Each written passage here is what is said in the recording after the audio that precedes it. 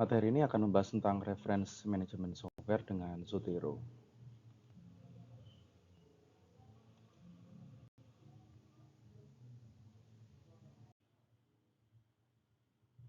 Tujuan pembelajaran yaitu mampu memahami pentingnya memilih dan menggunakan reference management software. Khusus pada bagian ini kita akan bahas hanya untuk Zotero. Apa tujuannya? Yaitu untuk meningkatkan produktivitas dan akurasi dalam penulisan akademik.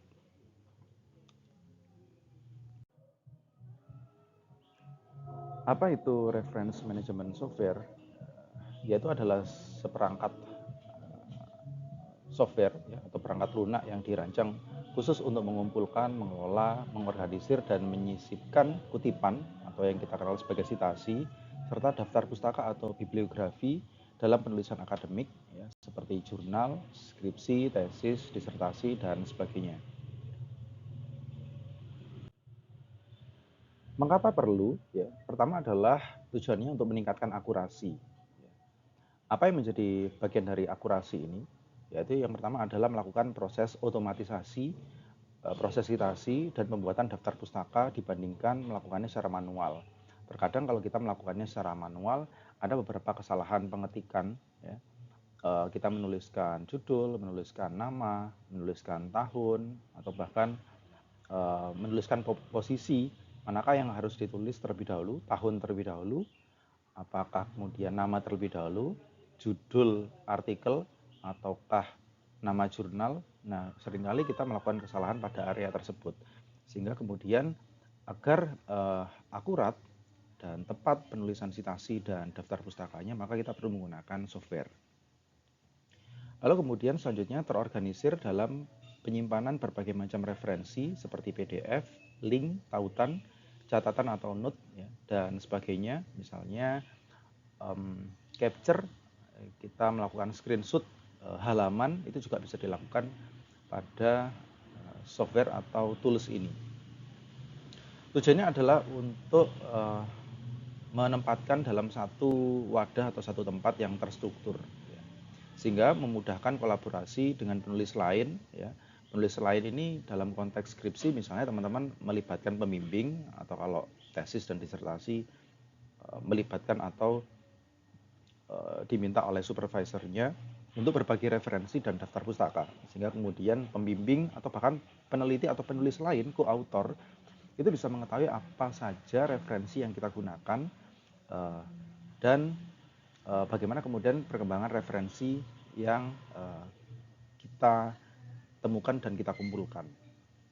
Selanjutnya perubahan yang mudah dari satu gaya kutipan ke gaya kutipan yang lain. Nah, ini menarik. Misalnya kalau teman-teman melakukan publikasi pada satu jurnal, yang mana jurnal itu menggunakan gaya kutipan APA style, ya. Lalu kemudian ternyata di jurnal tersebut tulisan itu ditolak, sehingga kemudian kita perlu melakukan perbaikan. Setelah melakukan perbaikan, kita submit di jurnal yang lain. Ternyata jurnal yang lain tidak menggunakan gaya pengutipan APA, maka kita perlu merubahnya. Misalnya dia menggunakan Harvard. Nah, perubahan dari APA ke Harvard, ya, ini kalau dilakukan secara manual akan membutuhkan waktu, tenaga yang lama, gitu ya, yang merepotkan. Sehingga penggunaan software ini sangat dianjurkan karena dilakukannya secara otomatis. Nah, selanjutnya adalah karena kemudahan tadi, tentunya dia memiliki kelebihan pada integrasi pada word processor seperti MS Word, Google Docs, atau LibreOffice. Ini adalah beberapa software, beberapa software atau reference management software yang tersedia. Ada Zotero, ada Mendeley, EndNote, Citavi, dan Paperpile. Kita hanya membahas atau fokus pada Zotero karena gratis dan kemudahannya, ya, user friendly, fiturnya cukup lengkap dan integrasi dengan browser yang sangat baik. Ada Mendeley, produk dari Elsevier, ya, integrasi yang luas dengan jejaring sosial akademik. Ya, kita mengetahui kalau Elsevier dengan Scopusnya dia memiliki database yang besar, yang sangat besar, sehingga kemudian penggunaan reference management software ini memungkinkan melibatkan komunitas ilmiah yang lebih besar. Ada EndNote, ya, dia berbayar, Citavi sama, dan Paperpal juga begitu. Nah, di beberapa negara ada beberapa tren ya, ada kemungkinan juga sebagai kebijakan seperti Citavi dia populer di Jerman ya, karena kemungkinan beberapa pengembangnya itu berasal dari negara tersebut dan itu kemudian disupport oleh pemerintah. Kita membahas tentang Zotero. Pertama tadi gratis, open source, tidak ada biaya berlangganan untuk fitur ini.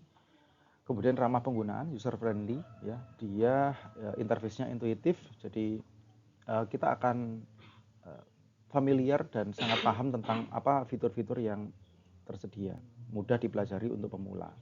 Kemudian yang juga saya senangi adalah one click saving ya. Plugin browsernya sangat powerful untuk mengimpor referensi dari hampir semua website, jurnal, perpustakaan, dan ataupun toko buku. Jadi kita juga bisa melakukan one click saving itu dengan melakukan capture screen ya. Mengingat bahwa yang kita referensi teman-teman atau yang akan kita jadikan referensi atau citasi itu tidak melulu menggunakan artikel jurnal. Teman-teman bisa menggunakan majalah, surat kabar,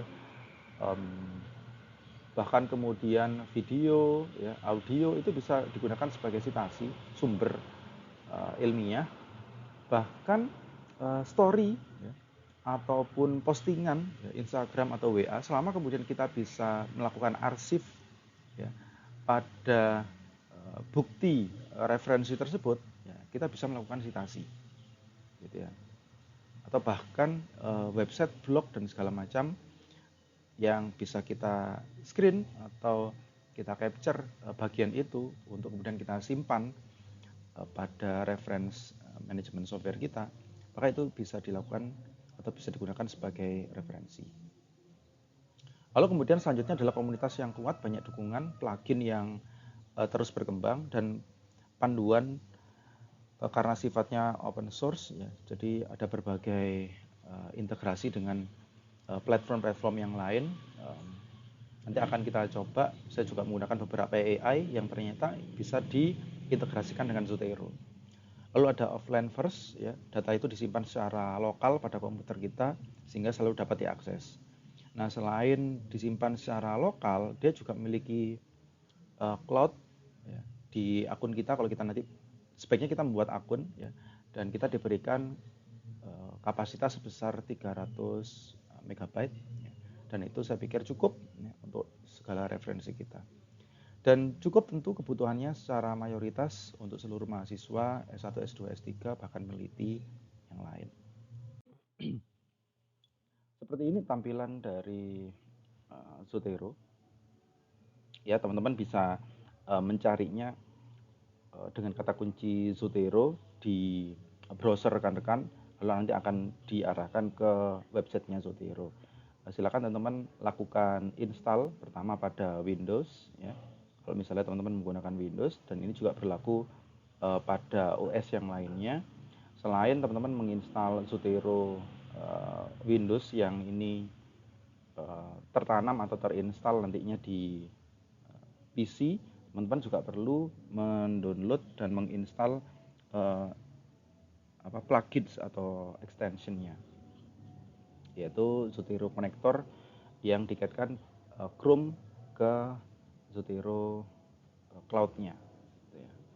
Ada juga Zotero Mobile ya, jadi teman-teman juga bisa menggunakan dan memantau jadi bagaimana perkembangan referensi, misalnya kalau melakukan kolaborasi penelitian, ada beberapa peneliti atau penulis, itu lebih memudahkan menggunakan Zotero Mobile. Nah, bagaimana menggunakan Zotero secara praktis? Langkah-langkah ini saya tunjukkan ya, rekan-rekan bisa ikuti dengan melakukan install terlebih dahulu pada websitenya zotero.org. Di-download dan kemudian diinstal, ya tinggal next gitu. Lalu kemudian selain Zotero desktop, teman-teman juga download yang konektor ya pada Chrome, Firefox dan sebagainya. Ya. Lalu kemudian langkah selanjutnya adalah membuat koleksi atau library pada Zotero desktopnya gitu ya. Lalu tinggal melakukan pencarian referensi, dan setelah Zotero konektornya terinstall atau terpasang pluginsnya di Chrome, teman-teman bisa melakukan one click saving ya, atau melakukan secara manual gitu. Begitu, lalu kemudian kita bisa melakukan semua pencarian, dan kita kelola dan kita organisir. Kita bisa melakukan atau pembuatan teks ya, tag ya, menandai manakah kata kunci yang penting untuk pencarian artikel didasarkan pada tagnya gitu ya. Baru kemudian kalau kita sudah mengorganisir berbagai referensi, baru kita menulis. Setelah kita menulis, kita melakukan citasi ya, berbagai ragam jenis gaya citasi atau gaya penulisan disesuaikan, apakah menggunakan APA ya, apakah menggunakan Harvard dan sebagainya. Baru kemudian kita membuat daftar pustaka ya. Nah, ini juga memungkinkan kita untuk melakukan sinkronisasi dan backup gitu ya. Dan ini selama kita bisa online gitu ya. Untuk beberapa pertanyaan dan kebutuhan, teman-teman bisa masuk ke bagian support ya, untuk mencari dukungan atau tutorial yang lebih details. Sekian dan terima kasih. Rekan-rekan bisa memberikan komentar atau diskusinya di bawah ini.